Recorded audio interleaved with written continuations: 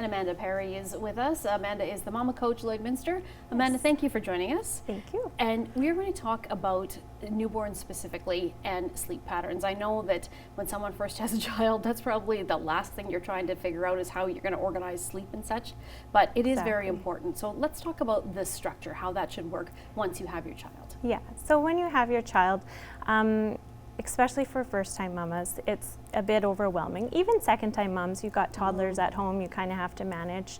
But getting those babies to sleep is tricky in the first few weeks. So their days and nights are a bit mixed up. They don't have melatonin levels like we do as adults. So they are kind of counting on us to help them through it. So really I tell moms to just focus on themselves recovering in the first kind of 6 weeks after they have baby. Get to know their baby, work on establishing a good feeding routine, and then sleep will come.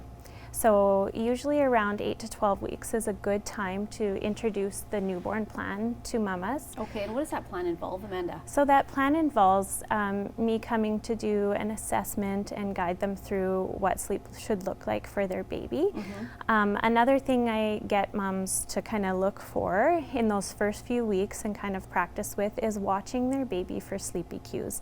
Sleepy cues being red around the eyes, yawning, fussing and irritability, and crying is often a late sign and could mean baby's overtired. And those babies are sometimes harder to get to sleep, especially in those evening hours when it's time to kind of wind down and have that break.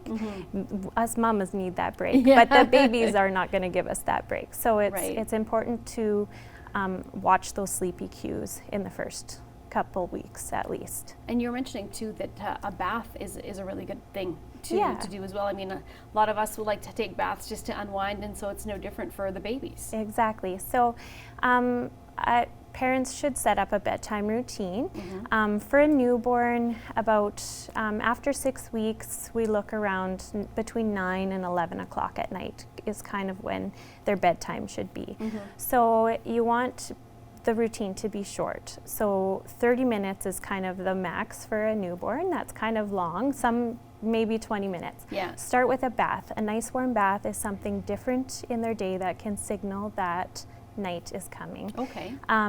If you don't have time for a bath or you're worried about baby's skin drying out, you can skip the soap or just use a warm washcloth. Just and just do it every other day. And then you want to move into a bit of a massage. So massage has been shown to decrease cortisol, the stress hormone in babies. It makes babies less fussy, easier to soothe, and they often will cry less. So massage is a great way to help that baby. And how would you find out the proper way to do that? Because I think that some, especially first-time moms, might be a little scared to try that. I mean, just dive right in. Those babies have nice rolls, lots of chubs, so just get in there. We all want to touch those babies. So start with their legs and just kind of stroke down to their feet, maybe just touch the bottoms of their feet. You can use oil or a lotion, doesn't have to be anything fancy. So usually I say start with the legs because you're putting the diaper on first so that they don't have an accident while you're doing it. And then you kind of want to move to the tummy. Lots of babies will fuss because they have gas and stuff when they're little. So you just kind of want to rub in a circular clockwise motion to help with some of that gas as well. And then you want to just do the face, down the arms, and then again, move into the hands.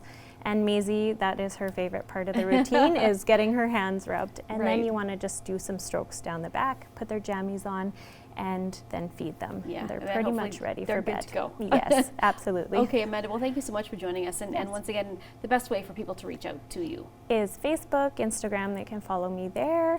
And then email, of course, if they have specific questions about their little ones. Okay, great. Well, thank you so much for joining us, Amanda. Yes, thanks.